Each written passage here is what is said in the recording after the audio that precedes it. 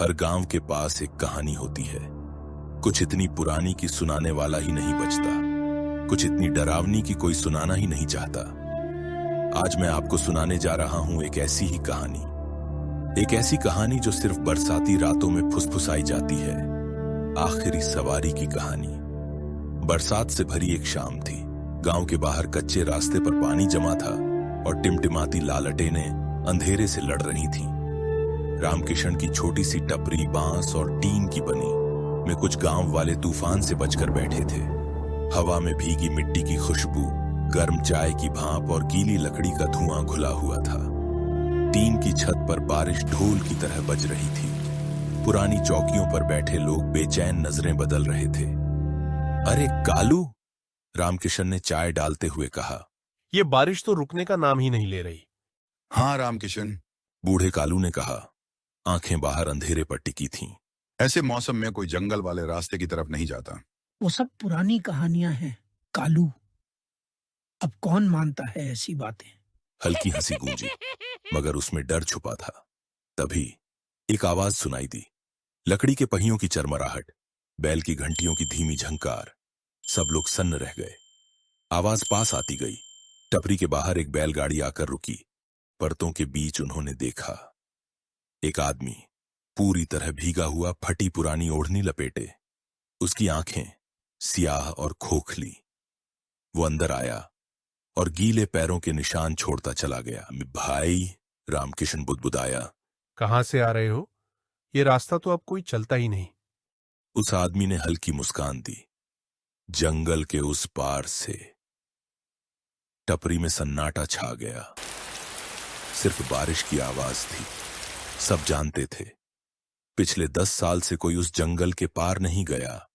जो गया कभी लौट कर नहीं आया। कालू की कांपती आवाज गूंजी। तुम्हें पता है ना वहां क्या रहता है? उस अनजान का चेहरा सफेद पड़ गया। उसकी आवाज धीमी हो गई। कल रात मैंने उसे देखा। उसका नाम मत लो। कालू चिल्लाया। हाथ कांप रहे थे। ऐसी बातें उसे वापस बुला लेती हैं। लेकिन आदमी बोलता रहा। उसके हाथ कांप रहे थे। गिलास मुश्किल से पकड़ पाया। मैं बैलगाड़ी चला रहा था कि अचानक धुंध छा गई। धुंध के बीच एक औरत खड़ी थी, सफेद कपड़ों में, लंबे बाल, चेहरा छुपा हुआ, रास्ते के बीच अकेली खड़ी। कोई आवाज नहीं हुई, मानो तूफान भी थम गया हो। मैंने सोचा कोई गांव वाली होगी। मैंने गाड़ी धीमी की, लेकिन जैसे ही बैल उसके पास पहुंचे, वो पीछे बैठ गई। बस चुप रहो। कालू ने चौकी पर हाथ पटका। ये वही आत्मा है, तालाब वाली औरत। बिजली कड़कती है। एक पल के लिए उसकी परछाई दरवाजे पर दिखती है। भीगे कपड़े, टपकते बाल, सफेद आंखें अंदर झांक रही थीं। रामकिशन की लालटेन बुझ गई। अंधेरा पूरे टपरे में फैल गया।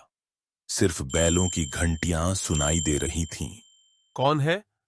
रामकिशन की आवाज कांप रही थी। कोई जवाब नहीं, सिर्फ पानी की बूंदें जमीन पर टपकने की आवाज। कालू फुसफुसाया।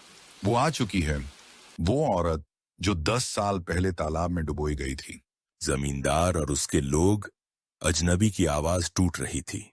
हमने उसके हाथ बांधकर उसे तालाब में डुबो दिया, लेकिन उसने मुझे पकड़ लिया था। मैं किसी तरह बच निकला, पर उसने कसम खाई थी, वो लौटेगी। मतलब? रामकिशन की आंखें फैल गईं। तुम वही बैलगाड़ी वाले हो? आदमी ने सिर झुका लिया। हाँ, और आज वो मेरे साथ फिर सवारी कर रही है। तूफान गरजा। दरवाजा जोर से खुला। वो औरत अंदर आई। भीगे बाल चेहरे से चिपके, आंखें अंधेरे में चमक रही थीं।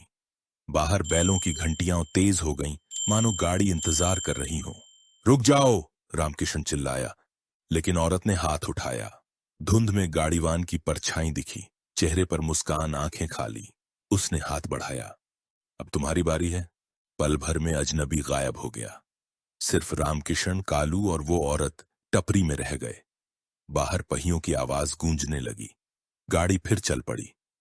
रामकिशन बुदबुदाया। वो कहां गया? कालू की आंखें नम हो गईं। वो तो पहले ही मर चुका था, उसी रात जब औरत तालाब में डूबी थी। ये गाड़ी शापित है। जो भी इसकी घंटियां सुनता है, उसकी अगली सवारी बन जाता है। बाहर धुंध गहरी हो गई। गाड़ी फिर दिखी, सफेद बैल, लाल आंखें और पीछे वही गाड़ीवान। उसने हाथ बढ़ाकर रामकिशन का कंधा पकड़ा। रामकिशन की चीख बिजली में दब गई। गाड़ी धुंध में गायब हो गई। टपरी में सिर्फ कालू बचा। उसकी सांसें तेज थीं। औरत अब भी वहीं खड़ी थी, बिना पलक झपकाए उसे देख रही थी। घंटियों की आवाज धीरे धीरे दूर होती गई। बारिश थम गई। टपरी खाली रह गई, बस एक बूढ़ा और एक आत्मा। कहते हैं, बरसाती रातों में अगर बैलों की घंटियों की आवाज सुनाई दे तो रास्ता बदल लो। पीछे मत देखो, मत सुनो, वरना तुम भी बन जाओगे बैलगाड़ी वाले की आखिरी सवारी।